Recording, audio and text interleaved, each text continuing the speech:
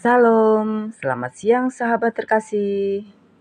Hari ini kita akan membaca dan merenungkan Ibrani pasal 13 ayat 1 sampai 8.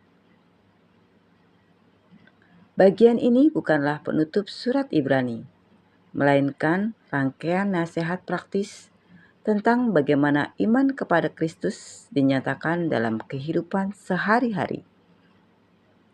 Melalui pembacaan ini, kita diajak melihat bahwa iman yang benar selalu menghasilkan cara hidup yang benar. Mari kita tenangkan hati dan membaca firman Tuhan dengan sikap hormat dan terbuka. Ibrani 13 ayat 1. Peliharalah kasih persaudaraan. Sahabat terkasih, firman Tuhan tidak berkata miliki kasih, tetapi peliharalah. Kasih membutuhkan perhatian. Kasih membutuhkan kerendahan hati. Kasih membutuhkan kesediaan untuk tetap mengasihi, bahkan ketika relasi tidak sempurna. Kasih persaudaraan adalah tanda kehidupan rohani yang sehat. Ayat 2, jangan kamu lupa memberi tumpangan kepada orang. Sebab dengan berbuat demikian, beberapa orang dengan tidak diketahuinya telah menjamu malaikat-malaikat. Sahabat terkasih, ayat ini mengingatkan bahwa Tuhan sering bekerja melalui tindakan sederhana. Kebaikan kecil yang dilakukan dengan hati tulus bisa memiliki dampak rohani yang besar.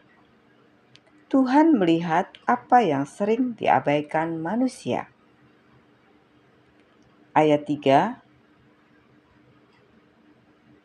ingatlah akan orang-orang hukuman, karena kamu sendiri juga adalah orang-orang hukuman. Dan ingatlah akan orang-orang yang diperlakukan sewenang-wenang, karena kamu sendiri juga masih hidup di dunia ini.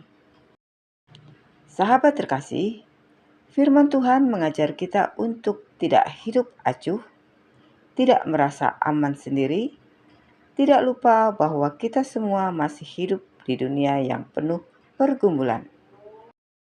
Empati menjaga hati kita tetap lembut. Ayat 4, hendaklah kamu semua penuh hormat terhadap perkawinan.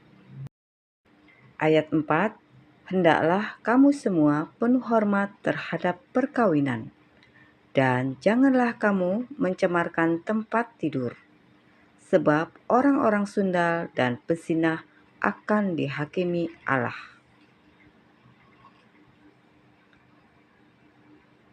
Sahabat terkasih, iman Kristen tidak hanya terlihat saat ibadah, tetapi juga dalam kesetiaan hidup sehari-hari. Tuhan memanggil umat-Nya untuk hidup dengan integritas karena kekudusan adalah bagian dari kesaksian iman.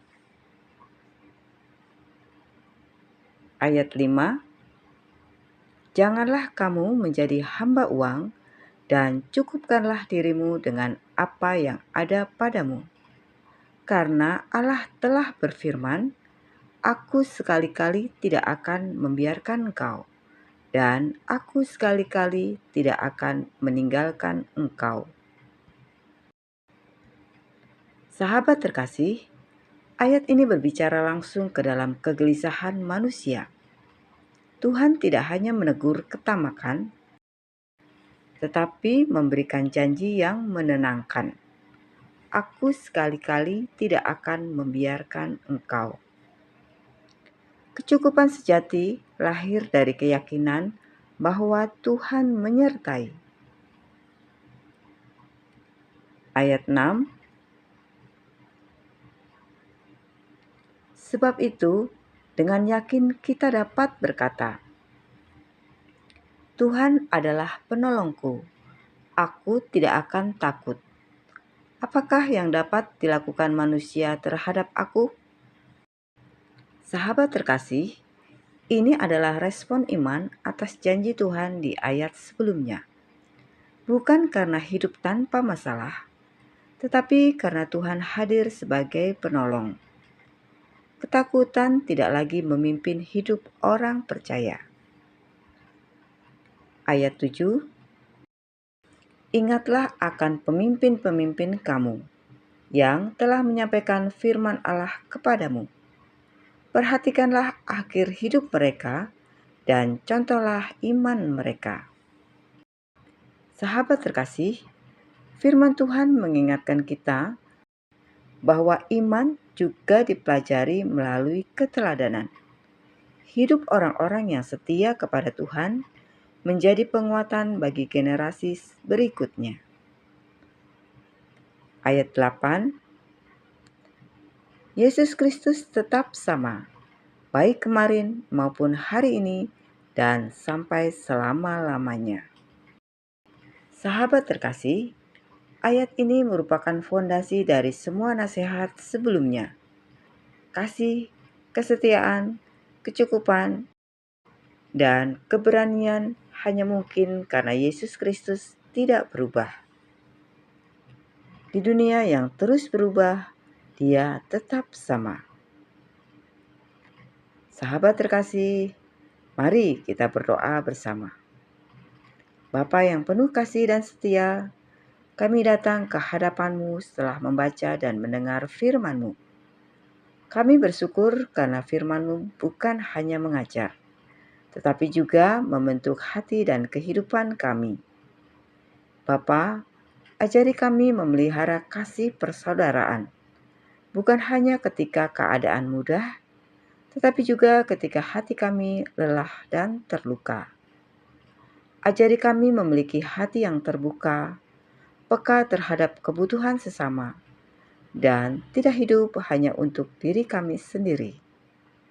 Kami menyerahkan relasi kami ke dalam tangan-Mu, keluarga kami, pernikahan kami, dan setiap komitmen yang telah Engkau percayakan kepada kami.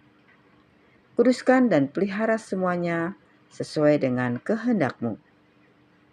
Bapa, seringkali kami gelisah akan kebutuhan hidup. Kami takut akan masa depan dan merasa tidak cukup. Namun, hari ini kami diingatkan kembali oleh firman-Mu bahwa Engkau tidak pernah meninggalkan kami dan tidak pernah membiarkan kami berjalan sendirian. Kami mau belajar hidup cukup, bukan karena kami memiliki segalanya, tetapi karena kami memiliki Engkau. Terima kasih Tuhan Yesus, karena Engkau tetap sama, baik kemarin, hari ini, dan sampai selama-lamanya. Di tengah dunia yang berubah, kami memilih berdiri di atas iman kepadamu. Kami menyerahkan hari-hari ke depan, langkah kami, pikiran kami, dan seluruh hidup kami ke dalam tangan-Mu. Dalam nama Tuhan Yesus Kristus, kami berdoa dan mengucap syukur. Amin. Sahabat terkasih, terima kasih sudah mengikuti pembacaan Alkitab hari ini. Kiranya firman Tuhan dari Ibrani 13 ayat 1-8 menenangkan hati dan menguatkan iman kita. Mari kita terus bertumbuh bersama melalui firman Tuhan. Karena iman dikuatkan bukan oleh keadaan, melainkan oleh kebenaran firman-Nya. Selamat beraktivitas. Tuhan Yesus memberkati.